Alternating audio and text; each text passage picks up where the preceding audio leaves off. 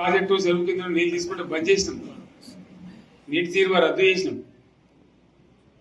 అట్లా ఎన్నో సదుపాయాలు చేసుకున్నాం. రైతులు బాగా జరుగుతుండే. అప్పుడప్పుడు ఏమవుతుంది, కొన్ని దుష్ట దినాలు వస్తాయి, చెడు గడియలు వస్తాయి. మనోళ్ళు కూడా అలవోకగా ఓట్లేసారు. మీరు గొప్పలే, మీరు మాణిగ్రహం గెలిపించారు. కొన్ని నియోజకవర్గాలలో అత్యాశకు పోయి నేను చెప్పిన కూడా అప్పుడు మంది మాటలు పట్టుకొని మారమానం పోతే మళ్ళీ వచ్చే వరకు ఇల్లు కాలిపోతారు. వీళ్ళని నమ్మితే అమాంతం మింగుతారు, మోసపోతాం. రైతు బంధుకు రామరామ అంటారు, దళిత బంధుకు జై భీమ్ అంటారు. వీళ్ళు ముంచుతారా నాయన అని చెప్పిన ఆయన వాడు తులం బంగారం ఇంత నీకు ఏంటి, నీకు బంగారం వడ్డానం పెడతాను కానీ ఆయన నమ్మి ఏమో మీ సంగతి ఎంతో చూద్దామని ఆయనతో వేశారు. వేసింది ఇరుకపోయారు, బాయిలో పడ్డారు, అయిపోయి ఉన్నాయి అన్ని మీకు. మళ్ళీ మొదటికి వచ్చానా కైలాస వాడలో పెద్ద పంపించినట్టు అయింది మళ్ళీ. అంతే కదా, ఆలోచన లేకుండా ఎటు పడితే అటు ఎవడో ఏదో చెప్తే నమ్మి ఓట్లేస్తే ఏమైంది అనేది ఒక మంచి గుణపాఠం ఇది తెలంగాణ.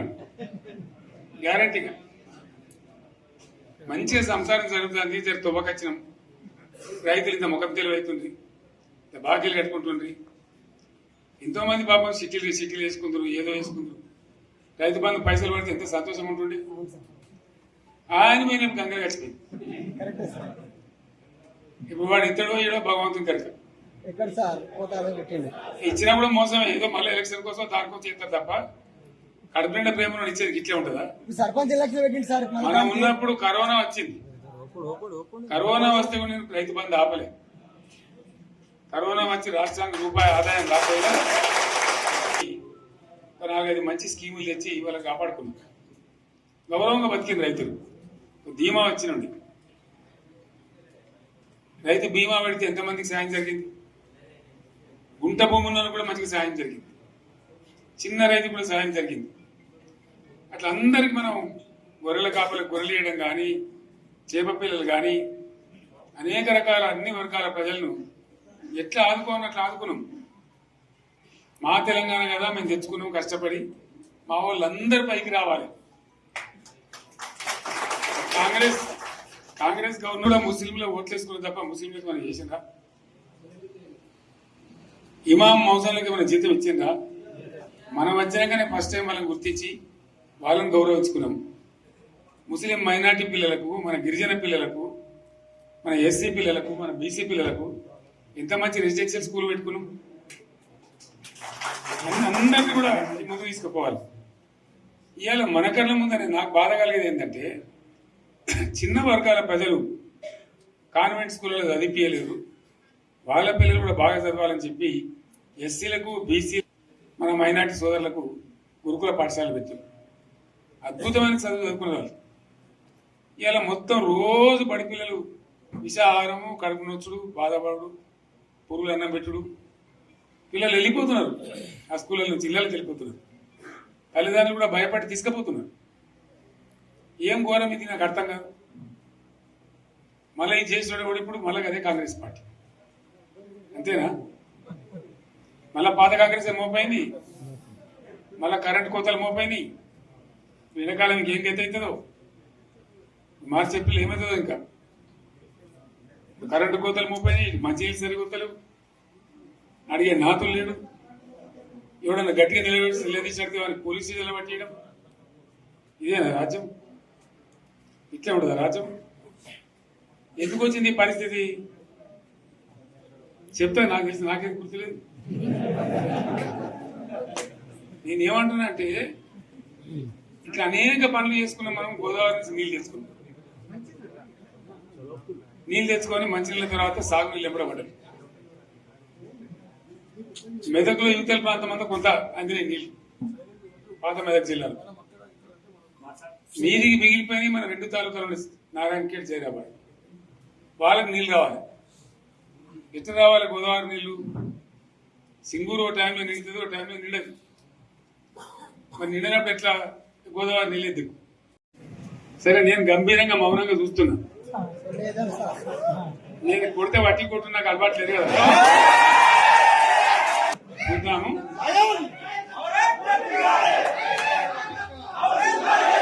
నా రోజులు కానీ అన్నట్టుగా నేను చూస్తా ఉన్నా. కానీ మనోళ్ళందరూ కూడా ప్రతిపాదిస్తుంది ఏంటంటే, ఒక సంవత్సరం జరిగిపోయింది, సంగమేశ్వర ఆన్నే పన్నది, బసవేశ్వర ఆన్నే పన్నది, పాలమూరు ఉత్పత్తుల పథకం ఆన్నే పన్నది, కాళేశ్వరం అట్లా ఎండ పెడుతున్నారు, ఇవన్నీ అన్యాయాలని. కాబట్టి ఫిబ్రవరి నెలాఖరులో ఒక పెద్ద బహిరంగ సభ పెట్టాలి, మీరు కథ చూడాలి అని జరుగుతూ ఉంది. కాబట్టి మీరు కూడా పెద్ద ఎత్తున దయచేసి ఆ సభకు కదిలి రావాలి, కదా దూరమే ఉండదు. ఆ రకంగా తెలంగాణ శక్తి ఏందో మరొకసారి చూపించి వీళ్ళ మెడలు వంచి ఇప్పుడు సాధించాలి. భవిష్యత్తు కోసం కూడా కొట్టాడకు మనం సిద్ధంగా ఉండాలని తెలియజేసుకుంటూ, పరమేశ్వర్ గారికి అంతటి లోకమంత్రం ఇది. ₹1,00,00,000 భూమి ఇప్పుడు 50 లక్షలు కట్టుకోలేదు.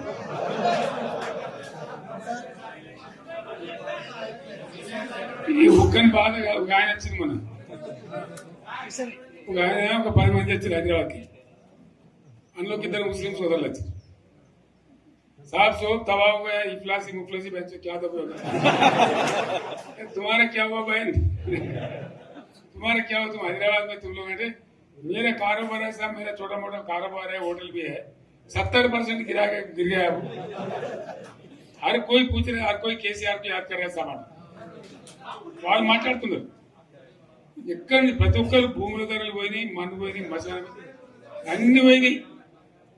ఇంత మంచిగా 4 ఎకరాల రైతు నేను 4 కోట్ల ఆసాగా అనుకుంటుండే, అంత ధీమా ఉంది,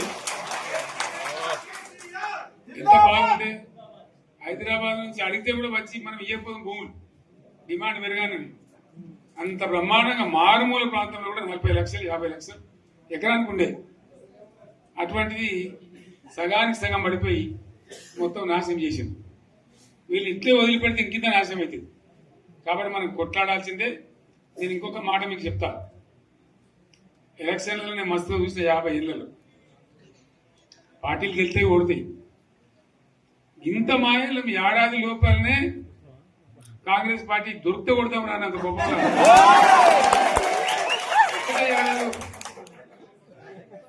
ఇంకా వాళ్ళ బొంద తెలివికి నిన్న వారి పార్టీడే మంది పెట్టాలి, అదేందో పోలింగ్ పెట్టిన వాడు చూసారా మీరు? ఆ పోలింగ్ పెడితే 70% మనకు వచ్చింది, 30% మనకు. వాడు పెట్టింది మనం పెట్టింది కాదు. 75 ఇది పరిస్థితి.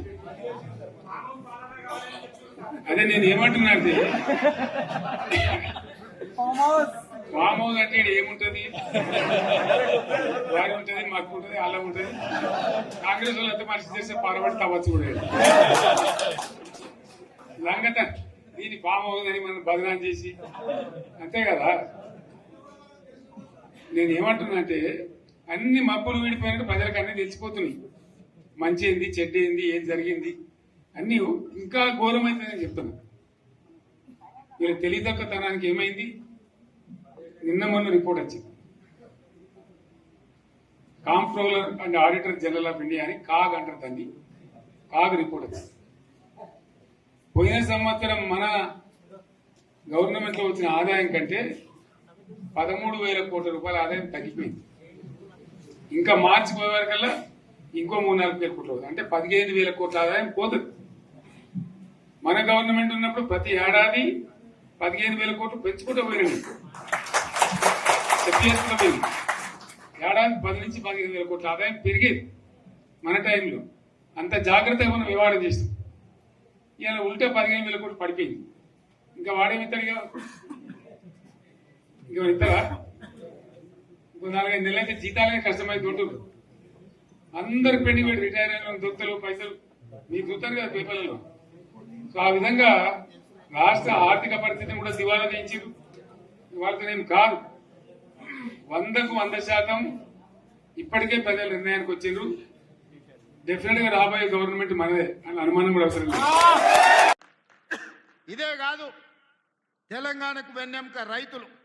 ఆ రైతులకు ఆనాటి ప్రభుత్వం, నేను హరగోపాల్ గారిని అనుమతి అడుగుతున్నా, అక్కడ విద్యార్థులు కేవలం ప్రభుత్వ కార్యక్రమాలే మాట్లాడినా. ఇక్కడ ఉన్నదంతా మా పార్టీ కార్యకర్తలు, నాయకులు, రైతులు ఉన్నారు. కాబట్టి కొన్ని రాజకీయపరమైన అంశాలు ఈ వేదిక మీద నేను ప్రస్తావించాల్సిన పరిస్థితి ఉన్నది. తమరి అన్నదా భావించొద్దు. ఎందుకంటే మా కార్యకర్తలు నిరుత్సాహంతో మళ్ళీ ఊరికి పోతారు నేను మాట్లాడకపోతే.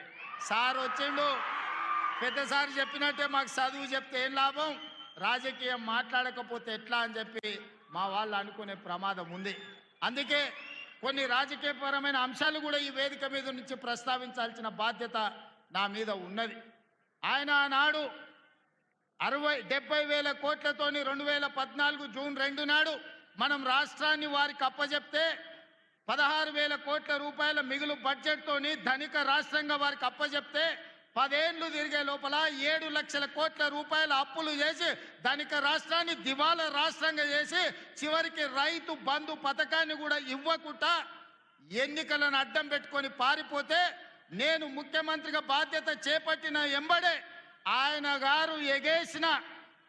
గారు ఎగ్గొట్టిన రైతు భరోసా పథకంలో 7,625 కోట్ల రూపాయలు 3 నెలల్లోనే 72 లక్షల రైతుల ఖాతాలో వేసి ఎగ్గొట్టి పారిపోయిన ఆయన కాదు. ఇప్పుడు బాధ్యత తీసుకున్న మీ సోదరుడు మీ రైతు భరోసా పథకాన్ని అమలు చేస్తా అని ముఖ్యమంత్రిగా అధికారం చేపట్టిన 3 నెలల్లోనే రైతు భరోసా పథకం రైతు ఖాతాలో వేసిన. ఇదే కాదు, ఆనాడు 2014లో 1,00,000 రూపాయల రుణమాఫీ అన్నాడు. ఆ తర్వాత 4 విత్తనాలు అన్నాడు. అసలు మిత్తి ఆయన ఆ ఖాతాలు వేసి 5 ఏళ్లకు ఆయన ఇచ్చిందంత మిత్తికే సరిపోయింది. అసలు అట్లనే రైతుల నెత్తి మీద మిగిలిపోయింది. మళ్ళీ 2018లో అదే మాట ఇచ్చిండు. అప్పుడేదో చెప్పినా సోయి లేక ఇప్పుడు మళ్ళా 1,00,000 రూపాయల హామీ ఇస్తున్నా మళ్ళీ మీకు చేస్తాను. అధికారంలోకి వచ్చిన ఎంబడే మళ్ళా పాడిందే పాడరా పాసుపండ్ల దాసరి అన్నట్టు మళ్ళీ 4 విడతలు అన్నాడు. నట్టేట ముంచెండు. చివరికి ఆయన 2014 నుంచి 2023 డిసెంబర్ వరకు ఆయన రైతు రుణమాఫీ చేసింది 18,000 కోట్ల రూపాయలే. 2018 నుంచి 23 వరకు 11,000 కోట్ల రూపాయలు రైతుల ఖాతాలో వేస్తే అందులో 8,500 కోట్ల రూపాయలు మిత్తికే సరిపోయినాయి. ఆయన చేసిన రైతు రుణమాఫీ నికరంగా 3,000 కోట్ల రూపాయలే. కానీ మీ సోదరుడిగా, మీ బిడ్డగా, పాలమూరు బిడ్డగా, నల్లమల్ల అడవులో నుంచి వచ్చిన నేను ఒక రైతు బిడ్డగా 2 లక్షల రూపాయల రైతు రుణమాఫీ చేస్తా అని సరిగ్గా 60 రోజుల్లో 25,50,000 మంది రైతులకు 21,000 కోట్ల రూపాయలు 2 లక్షలు రుణమాఫీ చేసి ఇచ్చిన మాట నిలబెట్టుకొని మాట తప్పని మడమ తిప్పని పార్టీగా ఈరోజు 25,50,000 మంది రైతులకు 21,000 కోట్ల రూపాయల రైతు రుణమాఫీ చేసినాం. ఇవాళ రైతు రుణమాఫీ చేయలేదంటున్నాడు. నేను సూటిగా సవాలు విసురుతున్న చంద్రశేఖరరావు గారికి వేదిక మీద నుంచి, ఫామ్ హౌస్లో ఉండి వచ్చిన వాళ్ళకి జోలి చెప్పుడు కాదు, అసెంబ్లీకి రా, లెక్కలు చెప్తా. ఏ ఊర్లో, ఏ తండాలో, ఏ గూడెంలో ఏ రైతుకి ఎంత రుణమాఫీ చేసిందో 25,50,000 మంది రైతుల వివరాలు శాసనసభలో పెడతా. 21,000 కోట్ల రూపాయలు ఎవరి ఖాతాలో వేసినో నేను లెక్క చెప్తా. నీకు చిత్తశుద్ధి, నీకు నిజాయితీ ఉంటే రా, వచ్చే అసెంబ్లీలో నువ్వు మాట్లాడు, అడుగు. అదేవిధంగా ఆనాడు నువ్వు 5,000 రూపాయలు సంవత్సరానికి రైతు బంధు కింద 10,000 ఇస్తే నేను ఎన్నికల్లో 15,000 ఇస్తా అని చెప్పిన. కానీ ఏ రోజు కూడా చంద్రశేఖరరావు గారు మనం అప్పుల్లో లేము, మనం ధనిక రాష్ట్రం, మన దగ్గర సంచుల కొద్దీ గుమ్మీల కొద్దీ రూపాయలు ఉన్నాయని అబద్ధాలు చెప్పిండు.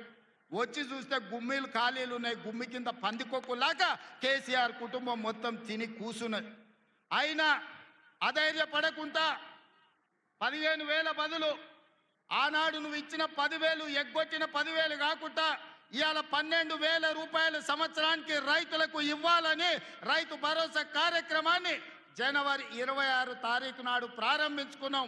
మార్చి 31 లోపల ప్రతి ఎకరాకు వ్యవసాయ యోగ్యమైన భూమికి ఎకరాకు 6,000 చొప్పున మీ ఖాతాలో వేసే పూచి నాది అని నేను ఈ వేదిక మీద నుంచి చెప్పదలుచుకున్నా. ఆయన అంటుండు ఎగ్గొడతారని. నేను నీలాక మాట చెప్పి ఎగ్గొట్టేటోని కాదు. దళితులకు 3 ఎకరాలని ఎగ్గొట్టినావు.